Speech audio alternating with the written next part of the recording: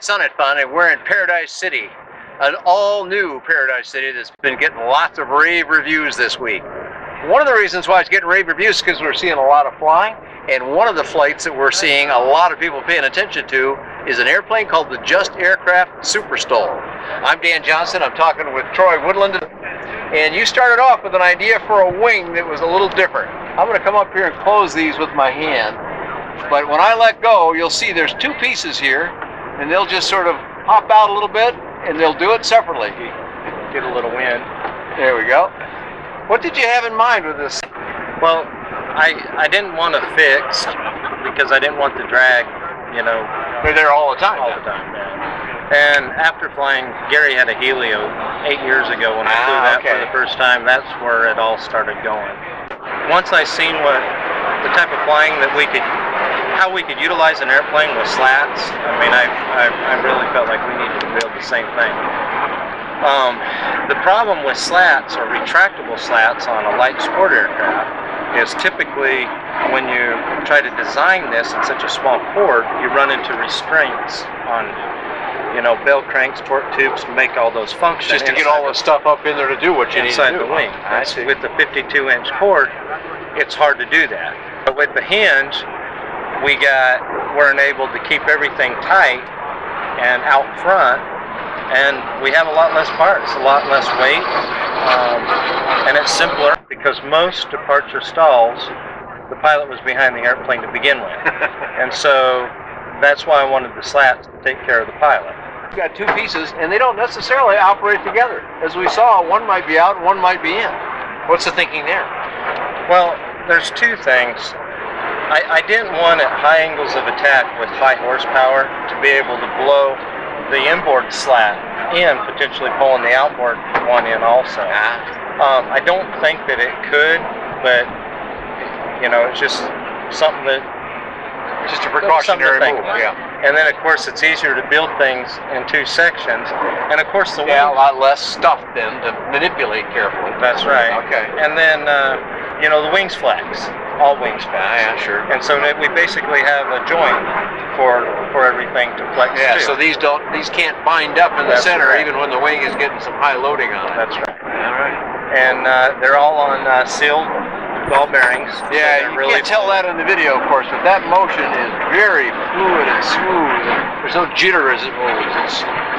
That's by using bearings to make that happen. That's correct. We looked at the leading edge, but the trailing edge has had some treatment here too. It's a pretty big looking flap you got here, Troy. I tried to make the flap as large as I could and still make the folding wing and stay under 8.6 wide. Remember, this is a folding wing aircraft. And so basically what I had left on the trailing edge, I wanted to utilize flap. And of course it's a big flap, so I needed to build, you know, a deep chord aileron also. So I had the roll, because that's the hardest part of building a Stol airplane, is keeping roll control. So when you did this, did that have any effect on how you designed the tailplane, or did the tailplane take any change because you did this and what you did to the leading edge? We did increase the surface area on the tail, but it was more in essence because we were flying so much slower. Okay, just to give it more total surface area. That's correct. Because this combination allowed that much slower flight, and so you just had to have more working lever arm back here in a sense. You could have either extended the tail, which would have been a lot of extra work and made the airplane too big, or make the surface bigger. So what surface got larger on the tail? Maybe we can step back over here and look at that. We increased the surface area on the horizontal stab and the elevator itself. It's another very deep. I mean, the chord of the elevator is bigger than the chord of the horizontal stabilizer. That's right. And that's some of what you added to was on this surface. On both surfaces. Oh, okay. We just made them overall bigger. Did you get any wider as well? Yeah, we went from a little under 8 foot to 8.5 feet. Oh, that's right. When it's folded, it's 8.5 feet wide. It's legal toe on it. Okay, so now finally we've looked at the leading edge. We looked at the trailing edge. We looked at the tail feathers a little bit, but you still weren't done.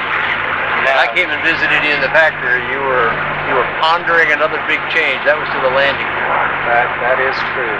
All right, why don't we go up front and have a look at the landing gear? Well, after you got done with all the wing work, there was still more to do, because now you realized you had an airplane that could perform in a way you were aiming at, but you had more to do.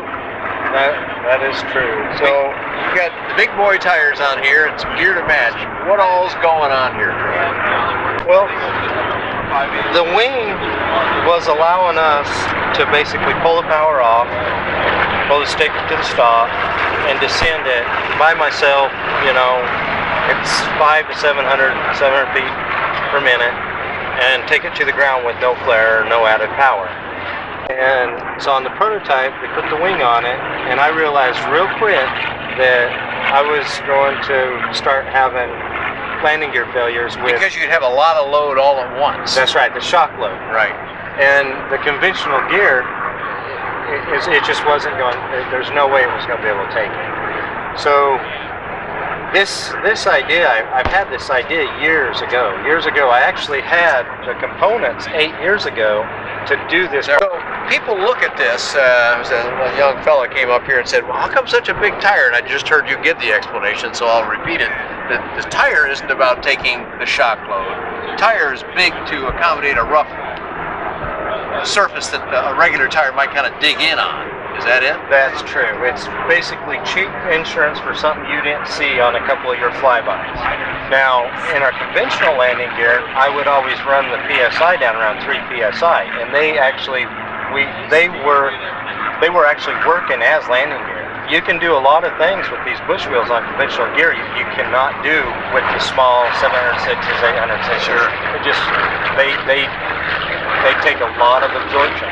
But with this suspension, I pumped the tires up. I'm running 7, 8 PSI in the tires now, more than double, and the suspension is utilizing the magic is happening here then. That's about taking the load up so that it doesn't get into the airframe, doesn't overload the wings negatively or things like that. Is that right? That is true. And what I'm seeing here is this a stroke length that we're working with?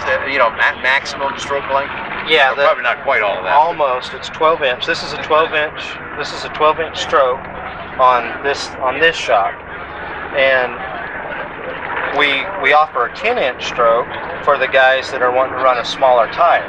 And the difference between the stroke is at full compression, in a smaller tire, I wanted to still keep clearance for the prop. Yes, this is keeping you off, keeping the prop off the ground. It's not that. That's right. Okay. But now, so you used the term progressive load. Explain what progressive loading is. Well, the shock loads progressively. As it starts increasing, it starts getting harder. The further in the compression gets, the more it resists that. That's right. But not at first so much. Not at Easy first. at first, harder. And with this particular shock, as it starts getting harder, the gear starts spreading out, and it starts getting a mechanical advantage over the strut on that full deflection. So it keeps driving it in. I see. You get a little more of a lever arm. More lever arm, because they're starting to parallel each other. Sure, and it's taking that last bit in even. All right. So the tire's not doing it. It's the stroke that does it. But all that's got to go up into an airframe. Did you do anything different up here? I mean, I see a great big old bolt up here, but that's not the magic. I'm not thinking. Is there any difference to the structure? Yeah, to accommodate the loads that will be imparted to the airframe. Yeah, there absolutely. What we did is we built a truss. There's about a 5-inch truss. Right back up. Oh yeah, I feel it up in there. Okay. Yeah, that's built across the back of the panel. A lot of guys are complaining about putting all their avionics in there with that big truss in there, but I see. But you guys figure that out.